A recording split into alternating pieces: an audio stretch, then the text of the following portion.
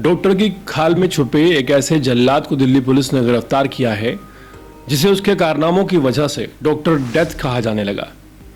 नमस्कार, मैं हूं गुल वर्मा और आप देख रहे हैं अर्पण न्यूज़। एक डॉक्टर जब कोई बनता है तो समाज उसे भगवान का दर्जा देता है, क्योंकि एक डॉक्टर की जिम्मेदारी होती है ज़िंदगी बचाने की। लेकिन सोचिए, अगर वही डॉक्टर लोगों की ज़िंदगी छीनने लगे तो क्या होगा। ऐसा ही एक हैरान करने वाला चेहरा सामने आया है डॉक्टर देवेंद्र शर्मा का, जिसे लोग डॉक्टर डेथ के नाम से जानते हैं। दिल्ली पुलिस की क्राइम ब्रांच ने आखिरकार इस खूंखार अपराधी को राजस्थान के दौसा जिले से धर दबोचा है, गिरफ्तार कर लिया है। वो भी तब जब वो एक साधु बनकर एक आश्रम में छुपा हुआ था। नाम बदल लिया था, चेहरा नहीं, और ना ही उसकी खौफनाक हकीकत बदली थी।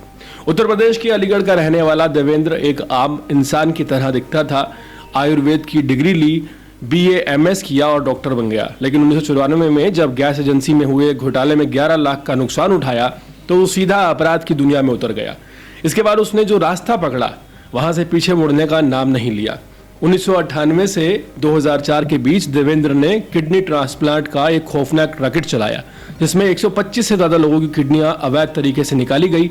हर एक डोनर पर उसे 5 से 7 लाख रुपए तक मिलते थे। ये डोनर गरीब मजबूर लोग होते थे जिन्हें लालच या धोखे से अंगदान के लिए मजबूर किया जाता था। देवेंद्र शर्मा का अपराध सिर्फ अंग तस्करी तक सीमित नहीं था। उसने टैक्सी ड्राइवरों को अपना निशाना बनाया। दिल्ली, गुरुग्राम और आसपास के इलाकों से टैक्सी किराए पर ली जाती और रास्ते में ड्राइवर की जान ले ली जाती। इसके बाद लाश को यूपी के कासगंज की उस हजारा नहर में फेंक दिया जाता जहां मगरमच्छों की भरमार है।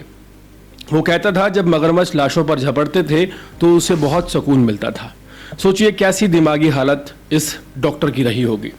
पुलिस पूछताछ में उसने खुद कबूल किया कि उसे मर्डर की गिनती याद नहीं, लेकिन 50 से ज़्यादा लोग उसने खुद मारे हैं। असल आंकड़ा उससे कहीं ज़्यादा हो सकता है। 2004 में उसे पहली बार गिरफ्तार किया गया। उस पर दिल्ली, हरियाणा और राजस्थान में कई केस चले। 7 मामलों में उम्र कैद की और 1 में फांसी तक की सजा सुनाई गई, लेकिन देवेंद्र को यह सजा भी रोक नहीं पाई। 2020 में जब उसे 20 दिन की पैरोल पर रिहा किया गया तो वो पूरे 7 महीने तक गायब रहा। दोबारा 2023 में जब पैरोल मिली और फिर से वो 3 अगस्त को 2023 में लापता हो गया। लेकिन इस बार दिल्ली पुलिस ने कमर कस ली।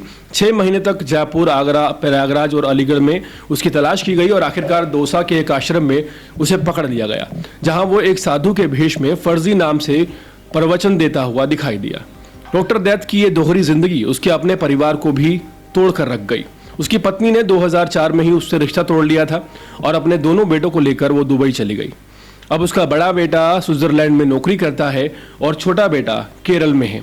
दोनों ने अपने पिता से हर रिश्ता तोड़ दिया है। यहाँ तक कि रिश्तेदार भी अब उसका नाम लेने से कतराते हैं। देवेंद्र शर्मा की कहानी किसी फिल्म से कम नहीं है, लेकिन फर्क सिर्फ इतना है कि ये फिल्मी नहीं, हकीकत है। एक ऐसा सच जो समाज के भरोसे पर कालिक पोत देता है। जब एक डॉक्टर जल्लाद बन जाए तो इंसानियत कांप उठती है। अब जबकि दिल्ली पुलिस ने उसे दोबारा गिरफ्तार कर लिया है, उम्मीद की जा रही है कि इस बार वो कानून के शिकंजे से बच नहीं पाएगा।